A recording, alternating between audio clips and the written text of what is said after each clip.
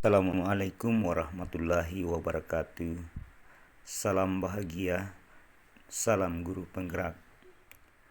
Perkenalkan, saya Muhammad Rusdi SPD, calon guru penggerak Angkatan 7, Kabupaten Polewali Mandar, Provinsi Sulawesi Barat. Dengan fasilitator Bapak Haji Hasbi SPD MSI dan pengajar praktik Ibu Haja Mardia SPDI MPDI. Pada kesempatan ini saya akan memaparkan aksi nyata modul 1.4 budaya positif. Aksi nyata budaya positif ini meliputi dua kegiatan. Yang pertama adalah pembuatan kesepakatan kelas bersama semua warga kelas. Kemudian yang kedua, melakukan pengembasan budaya positif kepada rekan sejawat yang ada di SD Negeri 066 Pekabata, Kabupaten Polewali Mandar. Latar belakang, budaya asing tanpa filter sering ditiru murid, merupakan salah satu hal yang sangat berdampak merugikan bagi peserta didik. Dari kemajuan teknologi yang semakin pesat itulah memicu merosotnya nilai-nilai karakter yang begitu cepat terjadi, sehingga melalui penerapan budaya positif di sekolah mampu menjadi solusi dalam permasalahan pengembangan nilai-nilai karakter tersebut. Budaya positif adalah nilai-nilai atau keyakinan-keyakinan dan pembiasaan di sekolah yang berpihak pada murid. Murid dapat berkembang menjadi pribadi yang kritis, hormat, dan bertanggung jawab. Hal ini sesuai dengan tujuan pendidikan menurut Ki Hajar Dewantara, yaitu menuntun segala kodrat yang ada pada anak-anak. Mereka dapat mencapai keselamatan dan kebahagiaan yang setinggi-tingginya sebagai manusia maupun sebagai masyarakat. Dalam menciptakan budaya positif di sekolah, dibutuhkan kolaborasi antar guru, kepala sekolah, rekan sejawat, orang tua, lingkungan masyarakat, dan tentunya dengan murid itu sendiri. Dengan diterapkannya budaya positif tersebut, diharapkan murid akan memiliki karakter yang kuat dengan nilai-nilai kebajikan yang tercermin dalam profil pelajar Pancasila. Tujuan aksi nyata. Yang pertama, memfasilitasi murid dalam menyampaikan ide atau gagasannya dalam melaksanakan keyakinan yang telah dibuat, kemudian disepakati atas kesadaran dirinya dengan penuh tanggung jawab. Yang kedua, mewujudkan murid yang memiliki karakter positif sesuai dengan profil pelajar Pancasila. Tolak ukur. Yang pertama, murid dapat melaksanakan keyakinan yang telah disepakati atas dasar kesadaran sendiri. Dan yang kedua, terciptanya pembiasaan-pembiasaan positif yang mencerminkan karakter profil pelajar Pancasila. Lini masa tindakan. Yang pertama, berkoordinasi dengan kepala sekolah tentang pentingnya penanaman budaya positif di sekolah, serta meminta izin untuk melakukan pengembasan kepada rekan sejawat. Kedua, membuat keyakinan kelas bersama semua warga kelas. Ketiga, melakukan kegiatan pengembasan pada rekan sejawat. Dan yang keempat, berkoordinasi dan berkolaborasi dengan rekan sejawat untuk membuat keyakinan kelas melalui kesepakatan di kelasnya masing-masing. Dan yang terakhir, memantau, merefleksi, dan mengevaluasi kesepakatan kelas yang telah dibuat. Dukungan dari kepala sekolah, rekan sejawat, dan murid agar rencana tindakan yang telah disusun dapat dilaksanakan dengan baik. Yang kedua, sarana dan prasarana untuk menumbuhkan budaya positif di sekolah, memanfaatkan kekuatan sarana dan prasarana. Berikut ini aksi nyata saya dalam pembuatan kesepakatan kelas bersama warga kelas.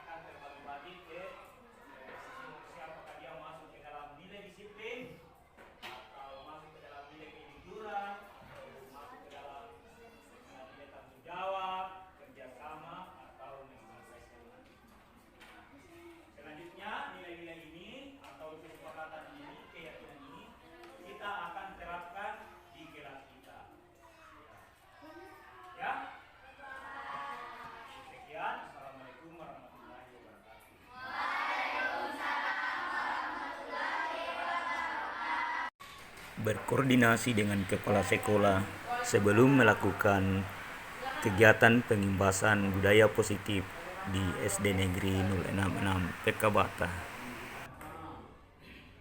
Sampai saat ini sudah di tahapan mana? Kita sudah masuk di aksi nyata. Jadi ini kegiatan ini karena setelah mempelajari buku 1 tentang budaya positif, maka kami punya tugas untuk melakukan aksi nyata berupa pengimbasan di sekolah. Jadi saya mengharapkan saran dan kritik dari ibu. Oke. Rencananya apa nih Pak Guru? Ya, saya akan melakukan pengimbasan ke teman-teman sejawat di sekolah Di sekolah. Dalam bentuk dalam bentuk KKG internal. Oke, menarik. Nah sekarang kalau Pak Guru akan melakukan pengimbasan budaya positif di sekolah, apa saja kira-kira yang dibutuhkan? Baik Bu, mungkin saya akan menunjukkan yang pertama itu adalah ruangan. Kemudian di dalam ruangan itu tentunya saya akan menggunakan sistem LCD proyektor. Kemudian mungkin konsumsi Bu. Oke, kita bahas satu-satu. Untuk ruangan yang biasa digunakan itu kan di kelasnya Bu Badia sama kelasnya Bu Nani. Masing-masing ada nilai plusnya. Sekarang Pak Guru pilih yang mana? Kalau sesuai pengalaman dari kemarin ketika kita mengadakan pertemuan, kalau di ruangannya Bu Baya cukup bagus, terutama di apa ya, ruangannya bagus, pencahayaannya cukup, Bagaimana akses internet? internetnya juga bagus. Ya. Oke, jadi tempat sudah. LCD ada di sini. Nanti layarnya diminta tolong sama Pak Mustami untuk bantu pasangkan. Ya. Gimana materinya sudah siap? Materinya insya Allah sudah siap. Materinya sudah siap. Waktunya sekitar berapa jam? Direncanakan waktunya itu lebih dari 1 jam. Sekitar 1 jam lebih ya. Oke, setengah 1 jam. Jadi oke ya. Jadi segala persiapan nanti akan dibantu oleh teman-teman, nanti disampaikan saja. Kemudian untuk ruangan di ruangan Bubaya boleh disampaikan juga nanti karena sekarang ini kan sudah hari Kamis. Rencananya kapan ini? Saya tinggal menunggu dari itu kapan bisa dikasih waktu. Bagaimana kalau hari Sabtu? Insya Allah siap. Hari Sabtu ya, jadi kita ambil jam kedua supaya kita tidak mengambil jam atau waktu belajar anak-anak. Usai sholat dan makan siang ya. Oke, sekarang Pak Rusdi, tempat dan sarana dari sarana sudah disiapkan. Apa yang akan Pak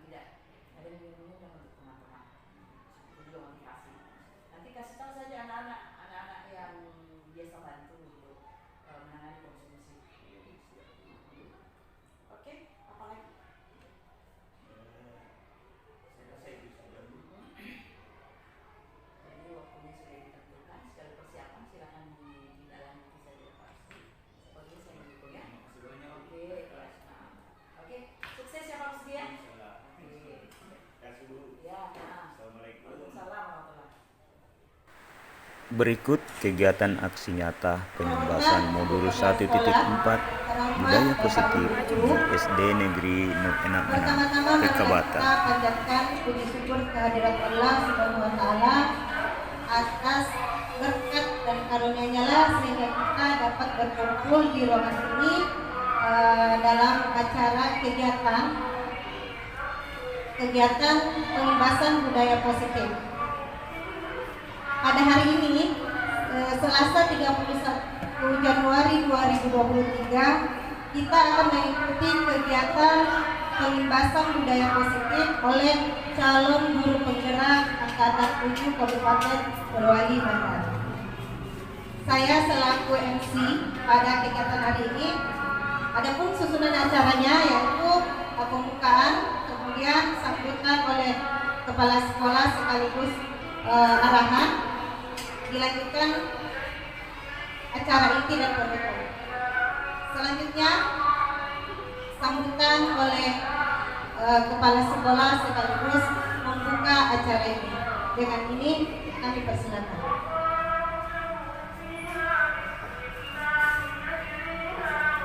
Terima kasih. Bismillahirrahmanirrahim.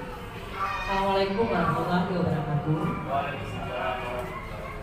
Selamat siang, salam sejahtera untuk kita semua. Yang saya hormati calon guru penggerak Rusdi, yang saya hormati Bapak Ibu Guru dan tenaga pendidik yang kami khususnya terima kasih. Alhamdulillah pada hari ini kita melakukan sebuah kegiatan dalam rangka peningkatan kapasitas, yaitu kegiatan aksi nyata ya. Ini bagian dari kegiatan aksi nyata dari salah satu calon guru penggerak dari sekolah kita itu Pak Rusdi, yang akan berbagi praktik baik tentang budaya positif yang merupakan kegiatan wajib yang harus dilakukan setelah menyelesaikan modul 1.4 dan ini dilakukan untuk teman-teman sejawat di sekolah kita. Mari kita sama-sama mengirimkan taslim dan salawat ke Rasulullah Sallallahu Alaihi Wasallam. Insya kita akan selalu menjadi umat kesayangan yang nanti akan mengikuti beliau, mengikuti Rasulullah, junjungan kita ke surga Allah SWT. Bapak Ibu yang saya hormati, untuk kegiatan hari ini kita akan sama-sama belajar, kita akan sama-sama mendengarkan, dan kita akan sama-sama berdiskusi dengan Pak Rusdi terkait budaya positif. Seperti apa budaya positif yang telah dipelajari oleh salah satu guru kita di pendidikan guru penggerak angkatan 7. Untuk itu, langsung saja saya berikan kesempatan kepada Pak Rusdi untuk berbagi tentang apa yang sudah dipelajari, dan mudah-mudahan ini menjadi pelajaran yang bisa kita jadikan awal yang baik untuk perbaikan mutu pendidikan di sekolah kita yang berawal dari kelas kita masing-masing.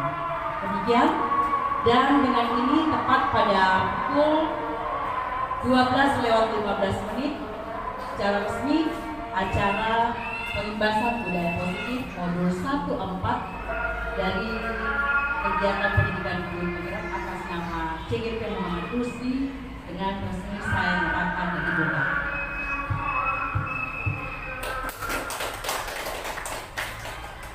Terima kasih. Wassalamualaikum warahmatullahi wabarakatuh. Selanjutnya kita masuk di acara inti. Kita langsung masuk di pemaparan materi sekaligus diskusi dan tanya jawab. Acara ini akan dipandu langsung oleh saudara Pak Rusdi sebagai calon guru penggerak Kabupaten Polewali Mandar. Dengan ini Pak Rusdi silakan. Terima kasih atas waktu yang diberikan kepada saya. Bismillahirrahmanirrahim. Assalamualaikum warahmatullahi wabarakatuh. Ibu Kepala Sekolah SD Negeri Nur Enam Kota yang saya hormati, Bapak Ibu Guru, rekan-rekan sejawat di SD Negeri Nur Enam Kota yang saya hormati dan saya banggakan. Puji dan syukur kita senantiasa panjatkan kepada Allah Subhanahu wa Ta'ala karena atas limpahan rahmat-Nya Tuhan, sehingga pada hari ini tepat di hari Selasa tanggal 31 Januari 2023 kita dapat dipertemukan dengan acara mengikuti aksi nyata kami selaku calon guru penggerak angkatan 7 Kabupaten Pulau Mandar, yakni penyebaran budaya positif modul 1.4. Salawat serta salam semoga tetap tercurah kepada Nabiullah Muhammad SAW sebagai rahmat bagi seluruh alam. Baik, Bapak dan Ibu yang kami hormati, sebentar kita akan membahas apa yang dimaksud dengan budaya positif. Baik Bapak Ibu, materi budaya positif ini telah kami pelajari dalam satu modul, yaitu modul 1.4, dan selanjutnya kami juga telah melakukan aksi nyata di dalam kelas khususnya terkait dengan budaya positif itu sendiri. Baik, sebelum lanjut Bapak Ibu, kira-kira apakah di antara kita sudah ada yang mengetahui apa sih itu budaya positif? Ada yang tahu budaya positif itu seperti apa? Ya, ini memang kata-kata yang sudah tidak asing lagi di telinga kita, dan memunculkan banyak juga pengertian-pengertian di antara para pendidik dan tenaga pendidik. Baik Bapak Ibu, sebelum kita membahas tentang budaya positif ini, terlebih dahulu kita akan perlu mengetahui dulu apa sih tujuan pendidikan. Tujuan pendidikan menurut Ki Hajar Dewantara adalah menuntun segala kodrat yang ada pada anak-anak agar mereka dapat mencapai keselamatan dan kebahagiaan yang setinggi-tingginya. Jadi ada kata selamat dan bahagia. Jadi tujuan itu sesuai kodratnya mengantarkan anak, baik sebagai manusia maupun sebagai masyarakat. Nah, pendidik itu posisinya hanya sebagai penuntun terhadap tumbuh dan kembangnya kodrat anak. Jadi kita sebagai pendidik hanya memperbaiki lakunya saja. Jadi inilah tugas sebagai seorang guru, sebagai seorang pendidik, yaitu menuntun. Menuntun ini salah satunya yang bisa kita lakukan tadi, yaitu dengan menciptakan budaya positif. Jadi tugas kita di sini hanyalah menuntun murid dalam mencapai kodratnya melalui kebiasaan budaya positif.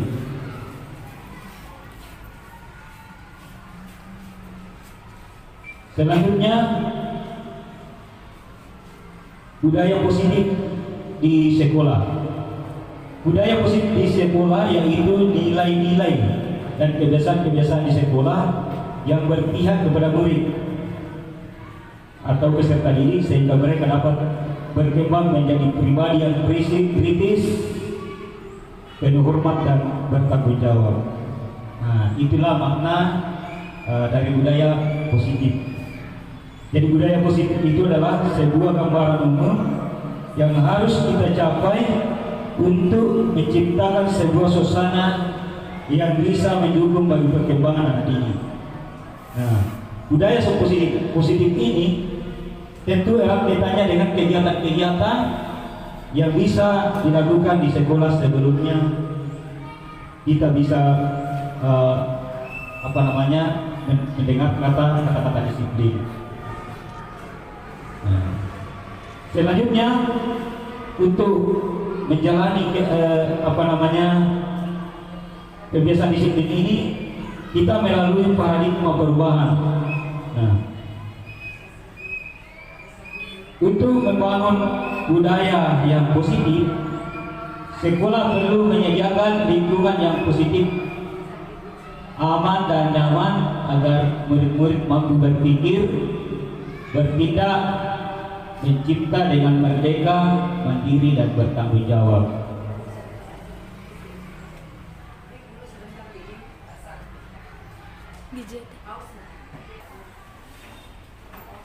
Baik Bapak Ibu, selanjutnya yang kedua, disiplin itu biasa juga dikaitkan dengan kontrol.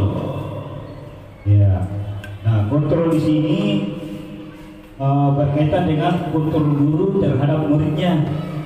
Nah, lalu seperti apa? Seperti apa itu konsep kontrol? Nah, seperti apa itu konsep kontrol? Ya, betul. Nah, baik Bapak Ibu, kita ke slide selanjutnya.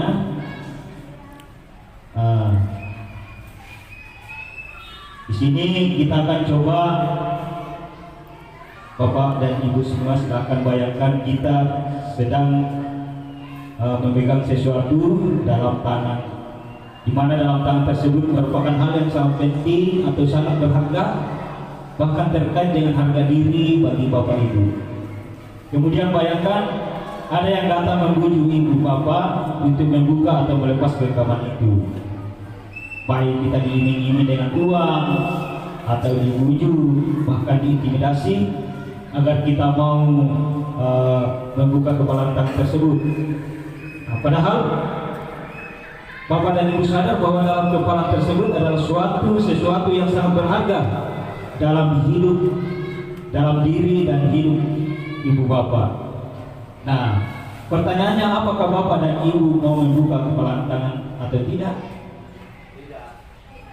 Tidak. Nah, saya kira ini merupakan kembali ke kita, bagaimana kita mengontrol diri kita. Sekeras apapun itu pengaruh dari luar, kalau kita punya prinsip kontrol, maka kita tidak akan goyah, kita tidak akan membuka kepala tangan tersebut.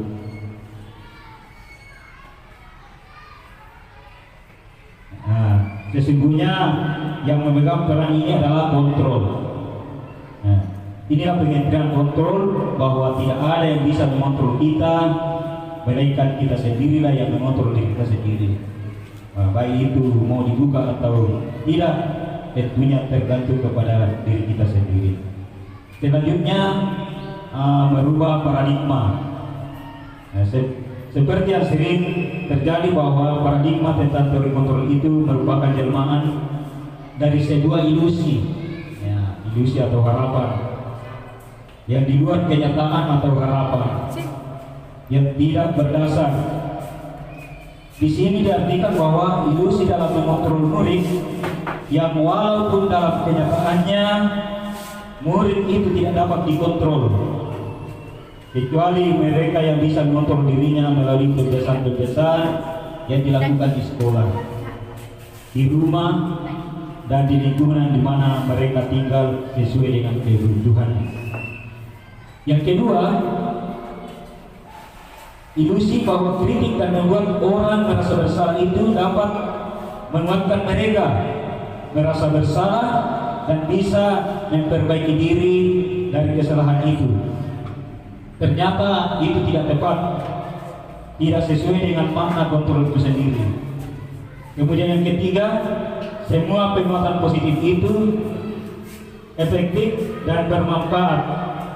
Kita dalam setiap pembelajaran, kita terkadang membujuk anak itu sampai mau, tapi ketika hal itu dilakukan secara terus-menerus, maka akhirnya mereka akan kebiasaan, sehingga itu akan berujung pada perubahan paradigma baru lagi.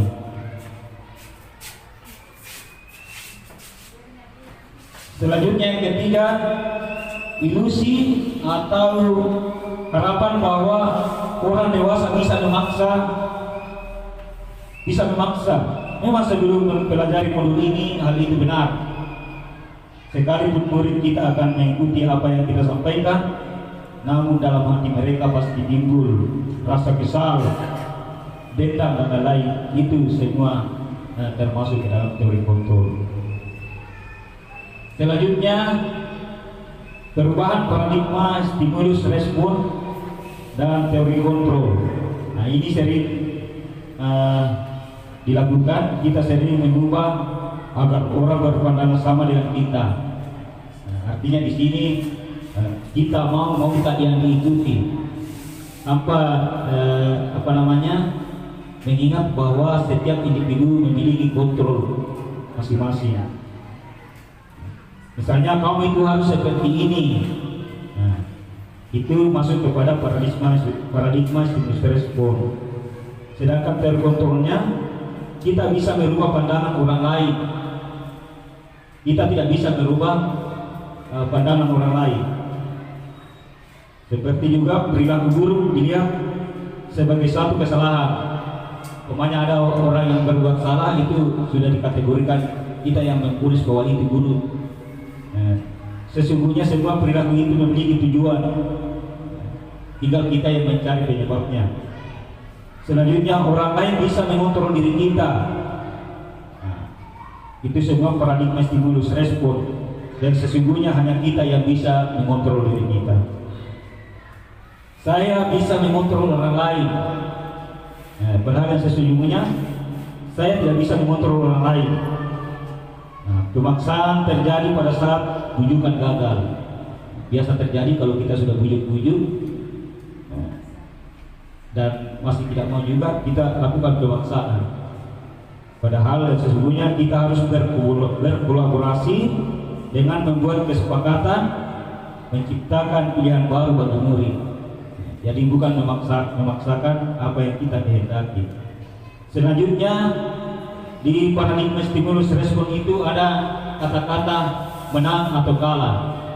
Nah, sedangkan pada stimulus respon teori kontrol, menang artinya bahwa kita mengedepankan apresiasi terhadap pendapat murid, selalu memberikan pujian kemenangan dari sisi lain. Artinya bahwa jangan kita selalu melihat satu sisi tanpa melihat sisi-sisi lain dari apa yang dimiliki oleh murid kita. Nah, selanjutnya, budaya positif itu terkait dengan sebuah keadaan yang mengakar dari kebiasaan perilaku yang baik. Disiplin merupakan salah satu unsur pembentuk kebiasaan positif itu sendiri. Ya. Sebelum lanjut, mungkin ada yang berpendapat apa sebetulnya disiplin itu? Kira-kira apa sih disiplin itu? Ada yang mau berpendapat? Ya, silakan Pak Kamuni. Oh iya, artinya teratur. Ya, ada yang lain? Ya, ada yang lain selain teratur? Ya, oke, lanjut ya. Jadi memang betul. Nah, disiplin itu adalah teratur, patuh. Nah, ini ya semua benar dan saya juga sependapat. Namun munculnya disiplin ini diharapkan betul-betul lahir dari masing-masing pribadi tanpa paksaan dari pihak manapun, sebagai hasil dari belajar dan kebiasaan-kebiasaan positif. Selanjutnya, makna disiplin. Kalau dari bahasa Latin, disiplin itu bermakna belajar yang mencerminkan perilaku dari seseorang yang mampu memerintah diri sendiri tanpa diperintah orang lain. Jadi apabila mereka sudah mampu memerintah diri sendiri, maka akan muncul nilai-nilai yang kita hargai, yang dilakukan dengan penuh tanggung jawab tanpa perintah. Jadi artinya mereka bisa menguasai diri, apa yang mesti mereka lakukan, apa yang apa yang mereka bisa laksanakan sesuai dengan nilai-nilai yang mereka percayai. Oke, lanjut. Nah, nilai-nilai yang dimaksud itu apa? Ya, nilai-nilai yang kita hargai itu adalah nilai-nilai kebajikan. Nilai atau sifat positif manusia yang merupakan tujuan mulia yang ingin dicapai oleh setiap individu. Nilai-nilai yang ingin dicapai itu kita kenal dengan profil pelajar Pancasila. Jadi ujung-ujungnya nanti yang kita ingin harapkan di sini adalah profil pelajar Pancasila, yakni beriman, bertakwa kepada Tuhan Yang Maha Esa, dan berakhlak mulia, mandiri, bernalar kritis, berkebinekaan global, bergotong royong, dan kreatif. Nah, jadi kata disiplin itu adalah kemampuan seseorang untuk mengolah dirinya sendiri, tanpa terperintah oleh orang lain. Yang menjadi pertanyaan saya dan kita semua adalah bagaimana cara kita mendisiplinkan anak. Nah, ini yang kita akan bahas selanjutnya, bahwa upaya apa yang bisa kita lakukan untuk menciptakan disiplin tersebut. Nah, setelah kita memahami bahwa disiplin itu adalah bukan sebagai kepatuhan, namun disiplin itu adalah kemampuan mengelola diri sendiri untuk melakukan sesuatu berdasarkan nilai-nilai keyakinan yang kita yakini. Nah, selanjutnya menurut teori kontrol, bahwa dalam melakukan sesuatu itu pasti ada tujuan. Manusia atau murid berperilaku karena semua memiliki tujuan. Ini yang disebut dengan teori perilaku manusia. Nah, yang pertama adalah untuk menghindari ketidaknyamanan atau hukuman. Untuk menghindari ketidaknyamanan atau hukuman. Nah, kenapa dia melakukan? Dia termotivasi dari perasaan untuk menghindari ketidaknyamanan atau hukuman. Jadi dia berbuat itu untuk menghindari hukuman atau ketidaknyamanan. Padahal yang seharusnya dia termotivasi dari dalam dirinya bahwa apa yang terjadi jika saya tidak melakukannya. Yang kedua, untuk mendapatkan imbalan dari orang lain atau dari lembaga. Nah, itu pengaruh juga. Itu juga buat kalau ada imbalan yang diharapkan, pengaruh imbalan. Yang sebenarnya apa yang saya dapatkan jika saya melakukannya. Nah, yang ketiga, untuk menghargai diri sendiri. Ini yang utama yang kita harus terapkan dalam diri kita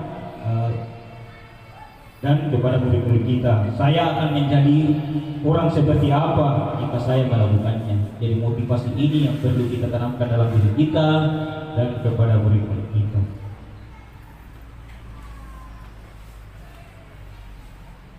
Selanjutnya, sesuai dengan teori kontrol tadi yang di awal dijelaskan bahwa kebutuhan setiap individu berbeda, maka kita harus mampu memahami bagaimana pandangan orang lain tentang sesuatu. Bukan harus menyamakan persepsi dengan kita, bahwa pada dasarnya semua itu akan tertuju pada kebutuhan dasar manusia itu sendiri. Nah, kita tahu bahwa kebutuhan dasar manusia itu yang pertama adalah survival, yaitu kebutuhan untuk bertahan hidup. Yang kedua, cinta dan kasih sayang.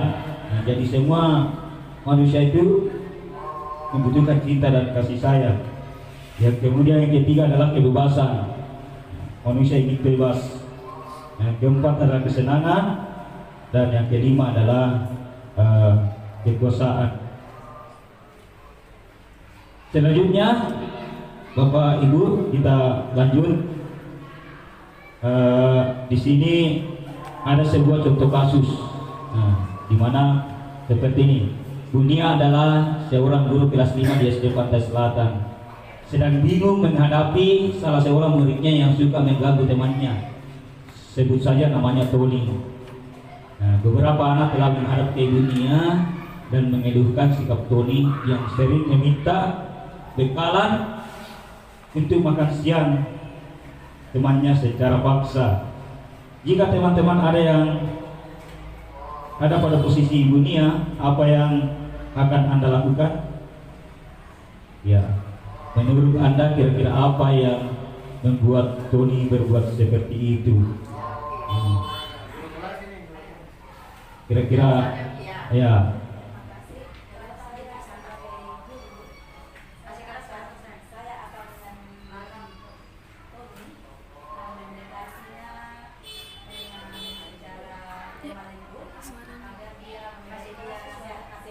Ya. Bagaimana caranya meminta kepada temannya dan temannya tidak merasa bahwa dia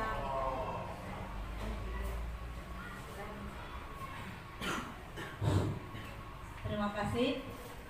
Saya sebagai guru akan memanggil Tony dan mengajaknya berbicara menanggapi laporan temannya bahwa Tony sering meminta bekal temannya.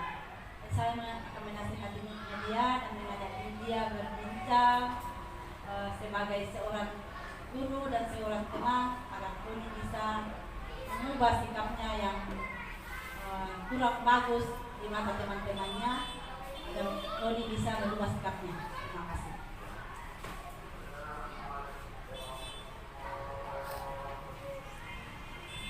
Ya, terima kasih Ibu Murni Usman. Dari Agus dulu tuh Ibu Murni Usman. Ya. Jadi betul sekali apa yang disampaikan oleh Ibu Murni Usman bahwa itu sudah betul kita melakukan pendekatan dalam menghadapi masalah seperti itu. Jadi tapi sebelumnya kita juga harus mengetahui, menyadari bahwa tadi di slide sebelumnya itu ada kebutuhan manusia sehingga membuat Tony seperti itu. Apakah karena kebutuhan bertahan hidupnya tidak terpenuhi, atau kebebasannya tidak terpenuhi, atau kesenangannya tidak terpenuhi, bahkan karena kekosaan di situ, rasa kekosaan dia mau menindas temannya. Oke. Ya, selanjutnya dalam konteks penerapan disiplin positif, ketika kita mau menerapkan disiplin positif, maka yang harus kita lakukan adalah bukan menghukumnya, ya seperti apa disampaikan tadi Bu Murni, atas apa yang dilakukannya, tapi ketika kita menerapkan disiplin positif, maka kita harus mencari tahu kenapa Tony sampai berbuat seperti itu. Nah, kalau alasannya adalah karena orang tuanya tidak membawakan makanan atau membekali uang jajan, maka alasan Tony berbuat seperti itu adalah untuk bertahan hidup.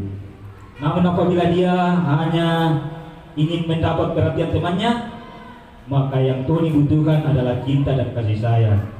Nah, apabila alasan Tony bahwa dia merasa hebat karena ditakuti temannya, maka kebutuhannya adalah penguasaan.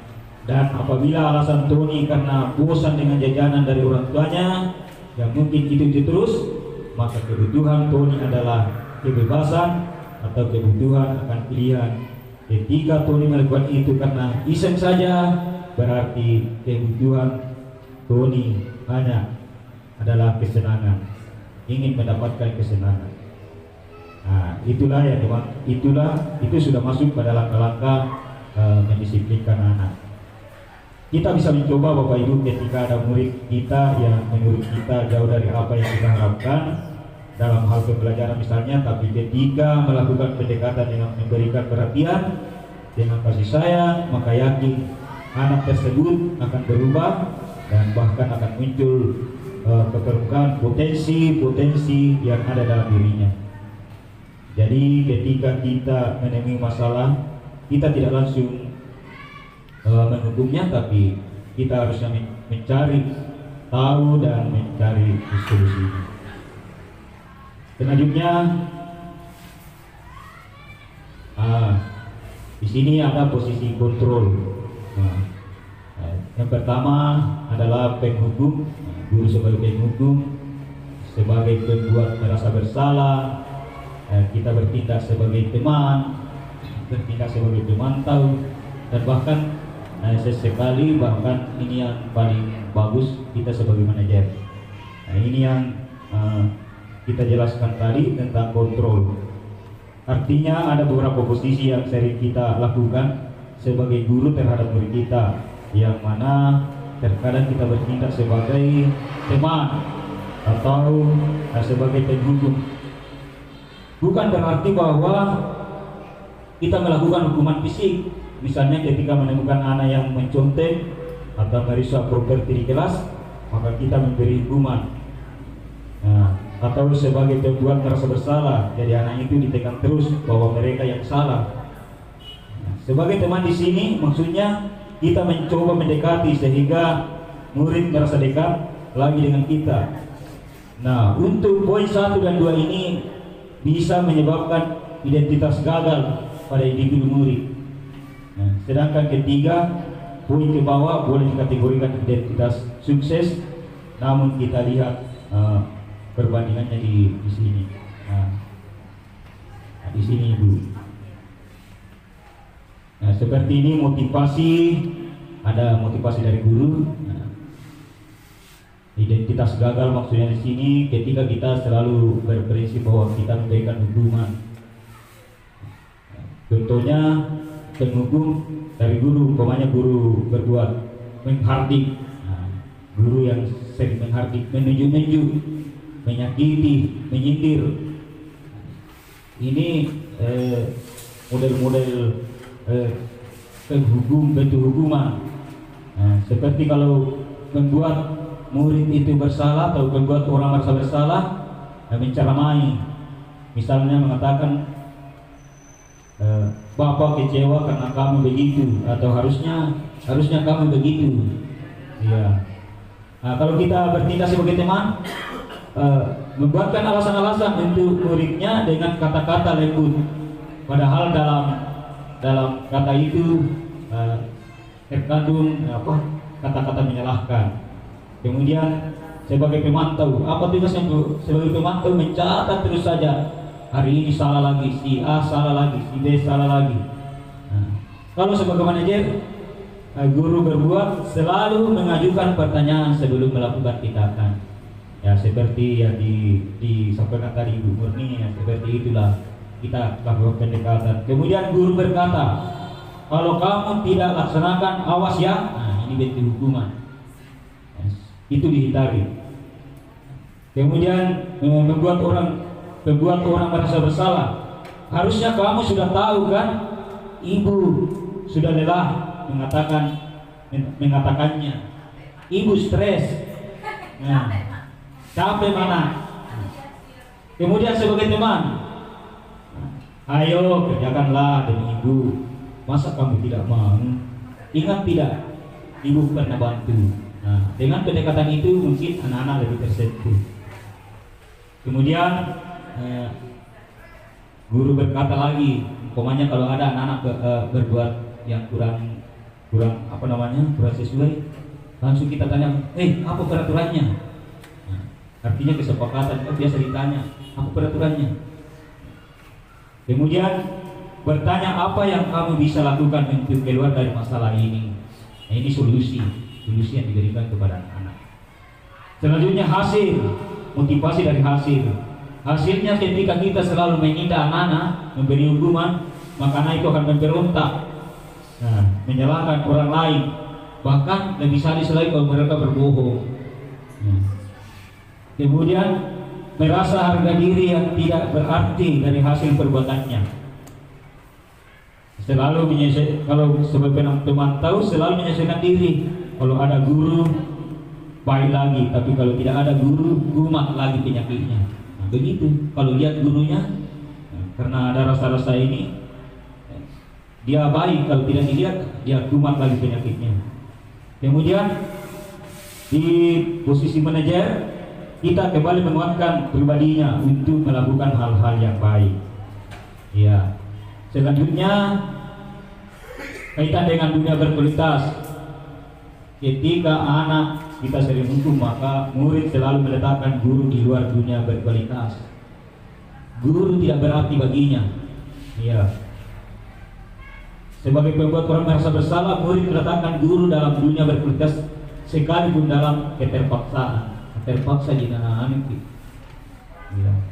Sebagai teman, murid meletakkan guru sebagai orang penting di dunia yang berkualitas. Masih ada tamu ini. Ya, pemantau murid meletakkan guru sebagai peraturan dan hukum di dunia yang berkualitas. Kita dijadikan sumber peraturan dan penghukum. Ya. Manajer, murid meletakkan dirinya sebagai individu yang positif dalam dunia yang berkualitas. Ya, jadi tanpa diperintah, dia sendiri yang meletakkan dirinya, membawa dirinya. Kemudian murid akan berkata, ketika kita hukum, nanti juga marah-marah lagi. Iya. Kalau sebagai membuat orang merasa bersalah, anak-anak meminta maaf. Maaf Bu, saya telah membuat Ibu kesal. Sebagai teman, saya pikir Bapak Ibu teman saya ternyata begitu. Saya pikir kamu teman Bapak atau teman Ibu, ternyata kamu begitu. Teman tahu murid akan hitung-hitungan apa dapat imbalan atau tidak ketika kita memberikan tugas, akan hitung-hitungan dia. Bagaimana cara saya untuk memperbaiki keadaannya? Ini dari murid. Kemudian dampak pada murid pasti akan mengulangi lagi ketika sudah di luar kontrol guru. Ketika kita menerapkan hukuman, pasti akan mengulangi lagi ketika sudah di luar kontrol guru. Kemudian murid akan merasa rendah diri. Tapi ketika kita bertindak sebagai teman, murid akan lemah karena selalu mengandalkan teman, tidak mandiri. Kita yang diandalkan sebagai temannya. Sebagai pemantau, menitik beratkan pada sanksi atau hadiah untuk dirinya. Dan yang terakhir, akan selalu mengevaluasi diri dalam memperbaiki dirinya. Ini sebagai manajer, maka dia akan selalu mengevaluasi diri dan memperbaiki dirinya. Baik Bapak dan Ibu, ini kita kembali lagi bahwa budaya positif itu adalah tujuan akhir dari salah satu upaya kita dalam menuntut murid kita sesuai dengan kodratnya. Yang pertama yang bisa kita lakukan adalah menciptakan peraturan di kelas. Ini yang paling tengah-tengah, kita menciptakan peraturan di kelas. Kemudian nanti akan naik lagi menjadi keyakinan kelas. Setelah ada keyakinan kelas, kemudian terjadi lingkungan positif sehingga mendukung terjadinya budaya positif. Ini yang seharusnya kita lakukan di dalam kelas. Selanjutnya, keyakinan kelas. Keyakinan kelas itu adalah nilai-nilai kebajikan atau prinsip-prinsip universal yang disepakati bersama secara universal, terlepas dari latar belakang, suku, negara, bahasa maupun agama. Menurut Goseng, suatu keyakinan akan lebih memotivasi seseorang dari dalam atau intrinsik. Seseorang akan lebih bersemangat untuk menjalankan keyakinan daripada hanya mengikuti serangkaian peraturan. Bapak dan Ibu, apa yang kita lakukan tentang peraturan yang ada di sekolah, ini berkaitan dengan keyakinan kelas. Saya sudah mempraktekkan kegiatan ini setelah mempelajari modul ini, yaitu tentang keyakinan kelas. Jadi keyakinan kelas itu adalah nilai-nilai kebajikan yang tadi dijelaskan contohnya. Biar lebih jelas kita lihat pada slide berikut. Di sini dijelaskan bahwa sebenarnya keyakinan kelas itu yang kita biasa lakukan di dalam kelas lebih mengarah kepada peraturan. Contohnya, selalu kembalikan buku ke tempatnya. Yang seharusnya di sini adalah keyakinannya di situ adalah tanggung jawab atau nilai-nilai kebajikan yang dituju. Kemudian dilarang mengganggu orang lain. Nilai kebajikan di situ adalah menghargai, menghormati orang lain dan diri sendiri. Kemudian hadir di sekolah 15 menit sebelum pembelajaran dimulai. Nah, nilai kebajikan yang terkandung di situ adalah dituju itu adalah menghormati orang lain, komitmen pada tujuan. Nah, jadi yang diharapkan di sini adalah komitmen. Kemudian dilarang melakukan kekerasan. Nah, nilai kebajikan yang dituju adalah keselamatan, menghormati orang lain. Nah, kemudian dilarang menggunakan narkoba. Nah, nilai kebajikan di situ yang terdapat di situ adalah kesehatan. Bergantian atau menunggu giliran. Nah, nilai kebajikan yang bisa dituangkan di dalam keyakinan kelas adalah menghormati orang lain atau kesabaran, melatih kesabaran. Menggunakan masker, nah, kesehatan dan keselamatan. Jangan berlari di kelas atau di koridor. Nah, itu juga keselamatan dan keamanan.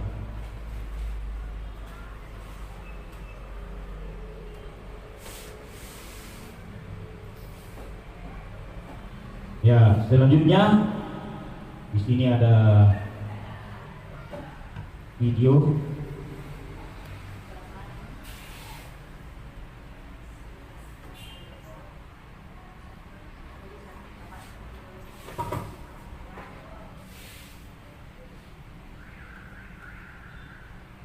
Ya, saya sudah melakukan di dalam kelas. Ya, seperti inilah. Jadi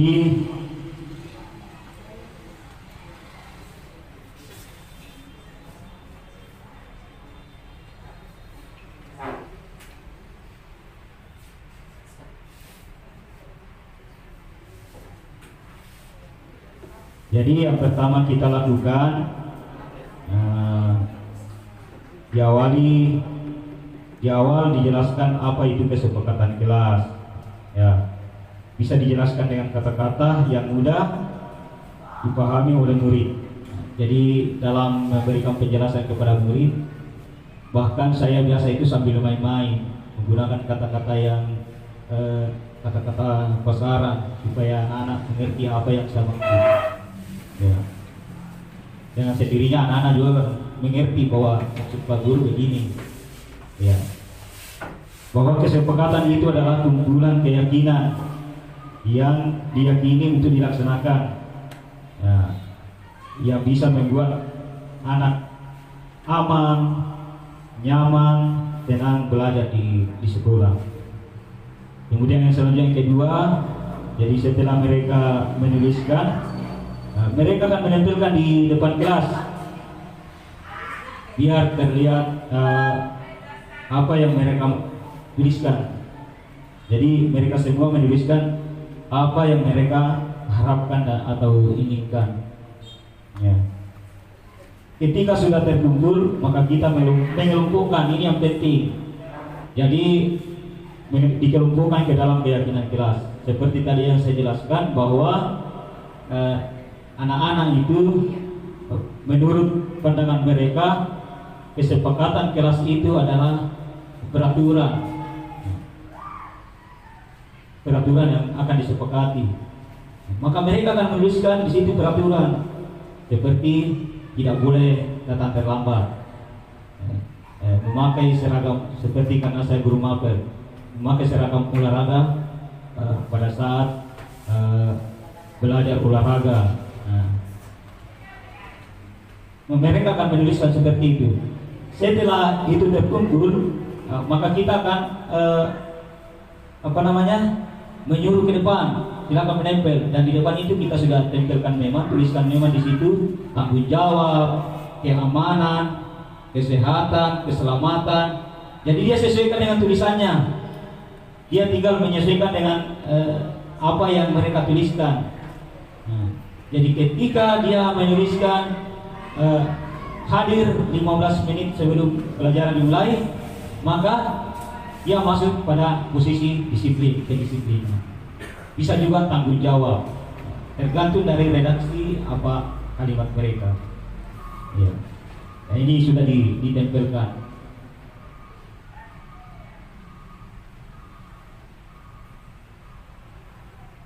Oke.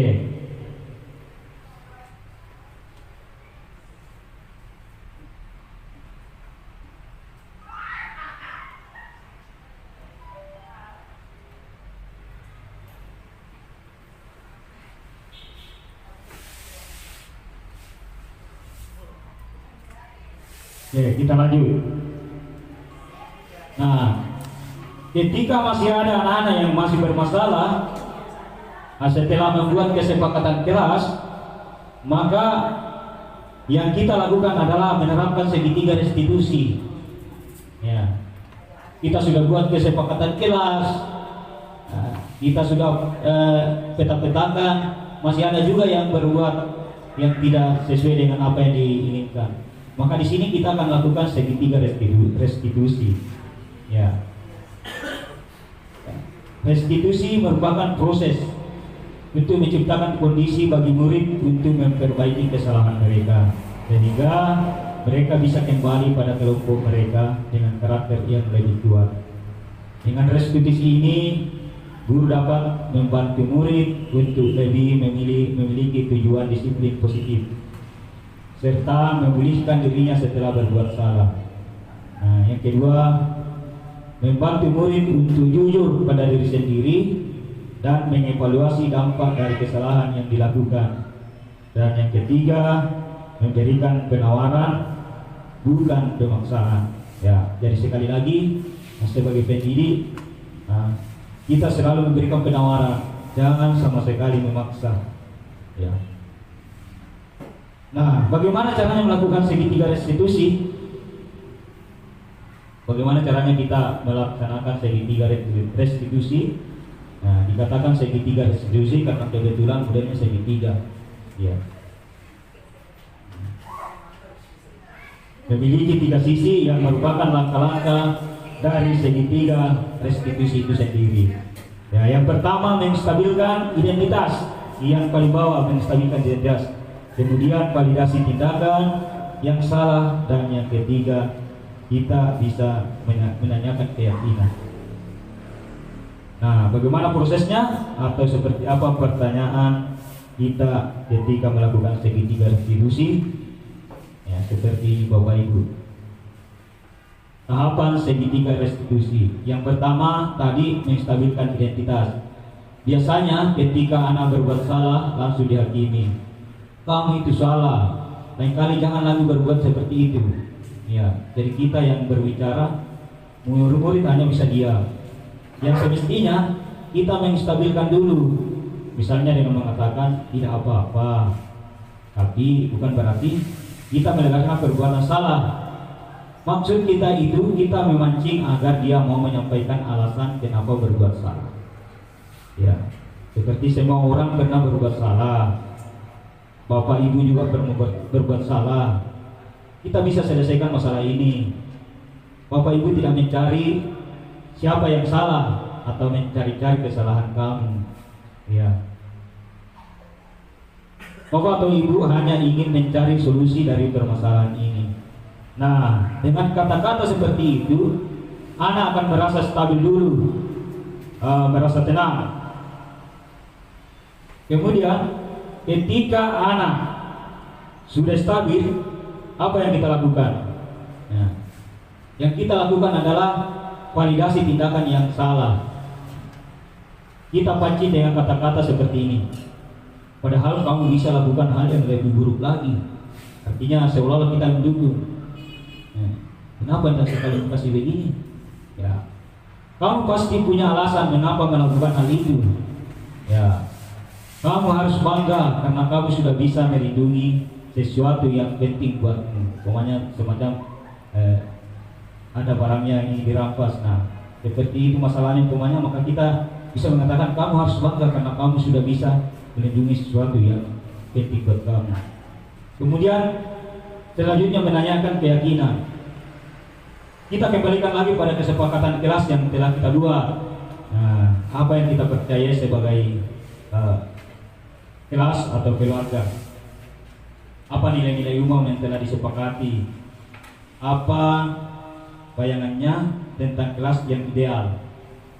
Nah, kamu mau jadi orang yang seperti apa?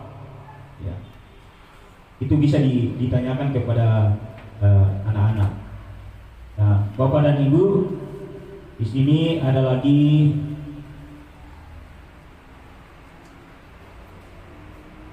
video ya, yang sekalipun tidak bersuara. tentang bagaimana menangani kasus menyuntik. Ya. Ada seorang anak yang pada saat kita melakukan ujian, dia menyuntik di HP. Nah, jadi seketika itu jangan langsung ditarik HP-nya, jangan diambil sini HP, menyuntik, tidak boleh menyuntik. Nah, jadi kita panggil, ya. kita stabilkan tadi keadaan.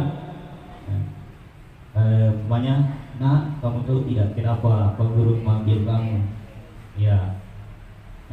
Dicari alasannya, setelah stabil sudah bagus, ditanya kenapa kamu sampai bisa menyontek. Nah, maka akan didapatkan alasannya. Kebetulan Pak tadi malam, umpamanya saya tak belajar karena saya main HP terus. Maka kita carikan solusi. Dengan mendapatkan solusi seperti itu, maka anak-anak akan merasa puas dan merasa tidak terbebani dengan apa yang kita sampaikan. Ya. Intinya di sini bahwa kita selalu menjadi pelayan terbaik kepada anak-anak, memberikan sesuatu yang tidak terkesan pada diri anak bahwa saya dihukum oleh Pak Guru atau Ibu Guru. Ya, seperti itu. Nah, itulah ketiga langkah yang bisa kita lakukan ketika ada anak yang melanggar kesepakatan atau keyakinan kelas. Mungkin dari saya cukup sekian. Sebelumnya saya ucapkan kembali terima kasih banyak kepada rekan-rekan yang telah mau membersamai kami dalam penyebaran budaya positif di SD 06 ini. Akhir kata, saya ucapkan terima kasih. Wabillahi taufiq wal hidayah. Wassalamualaikum warahmatullahi wabarakatuh. Waalaikumsalam warahmatullahi wabarakatuh.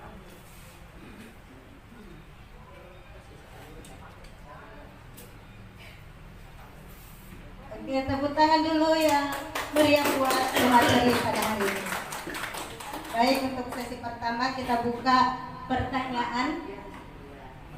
Ada satu atau dua orang.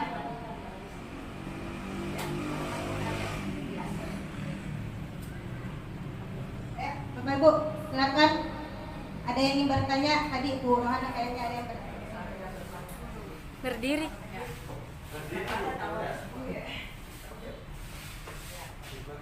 Terima kasih atas kesempatan yang telah diberikan kepada saya. Matikan.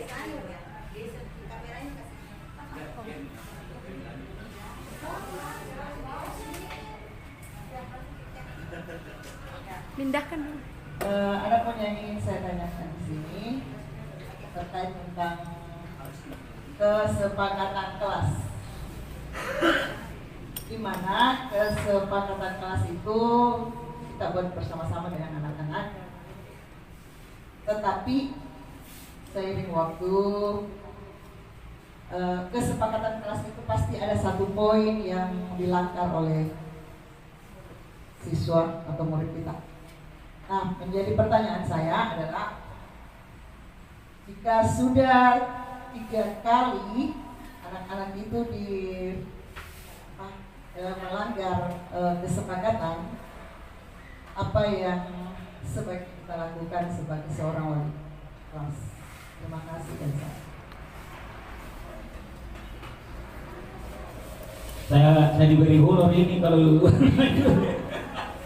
ya biarnya Pak dibuat ini kami dia nanti. Jangan nih Pak. Kasusnya di sini, jika seandainya seluruh jurus sudah keluar, tapi saya yakin kalau seluruh jurus keluar, apakah kita sudah menjadi penghukum? Mungkin. Ya. Apakah kita sebagai pembuat para bersalah? Mungkin. Sebagai teman, jarang-jarang.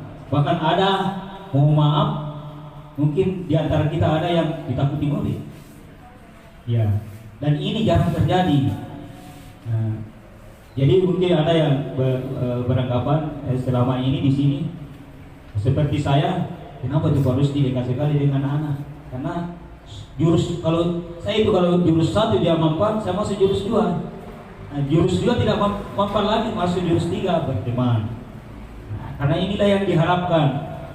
Nah, kemudian ini pemantau. Sebenarnya pemantau ini tidak apa namanya, tidak efektif. Kenapa dikatakan tidak efektif?